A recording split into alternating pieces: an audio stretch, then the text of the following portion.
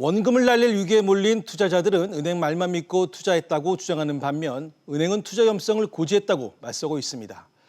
투자자들이 집단 소송을 예고한 가운데 조사에 착수한 금융당국이 어떤 결과를 내놓을지 관심이 쏠리고 있는데요.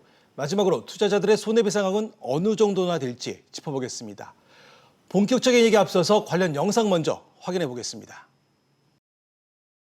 현재 은행들이 제대로 위험을 설명하지 않았다며 금융감독원에 분쟁 조정을 신청한 것은 총 29건입니다. 금감원은 이 중 하나은행이 판매한 3건에 대해 우선 사실조회를 마친 상태입니다. 3건에 대해서 그냥 사실조사하면서 서로 삼자대면하고 사실조사는 어느 정도 마무리됐고요. 이제 검사 갔다 오는 거 봐서 이제 분쟁조정위원회는 어떻게 할지 이제. 금감원 내부에선 통상적인 불안전 판매는 40%, 금융사의 잘못이 명백한 경우 60%까지 배상 책임이 가능하다는 시각입니다. 하지만 은행들이 자신들이 상품에 대한 설명을 했고 본인이 계약서에 서명한 만큼 문제가 없다고 할 경우 투자자는 법에 호소할 수밖에 없습니다. 다만 투자자가 판매자의 과실을 입증하는 것이 관건입니다. 우리은행이 2005년 파생상품 불안전 판매와 관련해 대법원 판결을 받았는데 대법원은 고위험 상품에 투자한 투자자의 책임도 있다고 봐 2심에서 정한 배상 비율 70%를 20에서 40%로 낮춘 바 있습니다. SBS CNBC 정주환입니다. 한 번 더 짚고 넘어가야지 싶은데요. 자, 박 기자.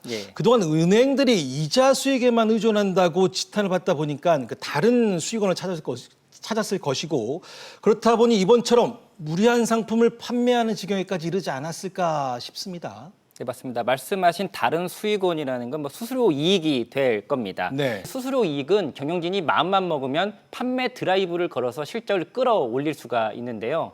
임원 입장에선 단기간에 실적을 올리면 본인이 승진하는 데도 유리합니다. 다른 은행들도 이건 마찬가지였을 텐데 특히나 우리은행과 하나은행은 내부 통제가 허술했던 겁니다. 네. 특히 하나은행은 DLF를 만들고 판매한 증권사와 은행의 이 자산관리 업무를 한 명이 총괄한 것으로 드러나는데요. 예. 이게 DLF 판매 몰이의 주된 원인이 됐다고 내부 관계자들은 설명합니다. 실제 이 상품을 한창 팔던 지난해에 하나은행의 개인영업그룹 부회장이 하나금융투자 WM그룹 부사장직을 겸직했었습니다. 그렇군요. 자, 그래서 이런 이유 때문에 일부 투자자들은 집단 소송을 준비하고 있다면서요. 네, 금감원 분쟁 조정에서 민원인들이 만족할 만한 결과가 나오지 않으면 소송전이 본격화될 것으로 보입니다. 네. 현재 법무법인 한누리와 시민단체인 금융소비자원에서 투자자들을 모아 집단 소송에 나설 예정인데요. 금융소비자원은 이번 사태와 관련해 해당 은행들이 전적으로 책임져야 한다는 입장입니다. 관 기자 얘기 들어보시죠.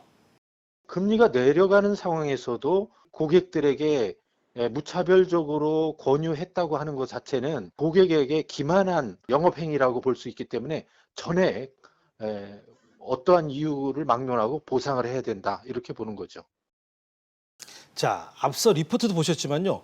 원금 손실액 가운데 어느 정도나 지금 배상을 받을 수 있는 겁니까? 일반적으로 금융감독원은 이 상품 판매의 적정성과 적합성 그리고 설명 의무 등을 따져서요. 이 은행의 불완전 판매 정도를 금감원이 판단합니다. 하지만 이번처럼 투자액 1억 원 이상인 적격 투자자들의 경우에는 은행이 적격성과 적합성 원칙을 지킬 의무는 없습니다. 다만 투자자에게 이 원칙이 배제된다는 사실은 고지를 해야 합니다. 네. 은행이 앞서 말씀드린 이 원칙과 설명 의무를 지키지 않았다면 이 과실이 대폭 인정될 것으로 보이는데요. 네. 다만 불완전 판매가 입증돼도 이 배상 비율이 과거 최대치인 70%를 넘기는 쉽지 않을 것 같습니다. 자, 정 기자. 이번 상품이 사모펀드이기 때문에 불완전 판매가 인정돼도 높은 배상 비율을 받기 힘들다면서요? 네, 일반적으로 사모펀드는 해당 상품에 대해 잘 알고 투자했다고 간주하기 때문에 보상이 한층 더 쉽지 않습니다. 네. 공모펀드는 투자 운용이 펀드 매니저 등에 위임되지만 사모는 어느 종목, 어느 상품에 투자할지를 투자자가 지시하는 형태로 돼 있기 때문인데요. 다만 사전 정보 없이 가입했다고 주장하는 투자자들도 많은 만큼 개별 상황을 따져봐야 합니다. 이와 관련해 금감원 관계자는 사모펀드지만 내용을 전혀 모르는 투자자들도 있을 수 있고 적격 투자자에 해당하는 사람도 있을 수 있다며 분쟁조정위원회에서 배상 비율을 정할 때 참고할 것이라고 밝혔습니다. 자, 비슷한 질문이지만 어쨌든 투자에 대한 책임은 1차적으로 투자자에게 있습니다. 자, 박 기자. 예. 은행 이자보다 한 푼이라도 더 많은 수익을 얻기 위해서 억 단위의 그 거액이라는 돈을 투자를 한 건데 그렇다면 투자자의 책임도 상당 부분 있다고 봐야 되지 않을까 싶습니다. 네, 맞습니다. 투자 봐서 손실을 봤으면 그 손실에 대한 책임은 본인이 지는 게 원칙이기는 네. 합니다. 이 대법원이 과거 우리은행 파워인컴 펀드 불안전 판매 당시에 이 원금 전액을 잃었어도 은행의 배상 비율을 20에서 40%로 낮게 결정한 것도 결국 투자자 본인의 책임이 있다고 봤기 때문입니다. 네. 하지만 지금 불거지는 것처럼 은행이 고의적으로 불안전 판매를 한 게 맞다면 이 투자자 책임보다는 은행의 과실이 더 인정될 것으로 보입니다. 설마 했던 최악의 우려가 현실이 됐습니다. 물론 투자에 대한 결과는 1차적으로 투자자에게 있습니다. 한 푼이라도 더 벌기 위해 위험한 상품에 돈을 맡겼으니 말입니다. 하지만 앞뒤도 없이 수익에 눈먼 은행의 욕심이 사태를 키웠습니다.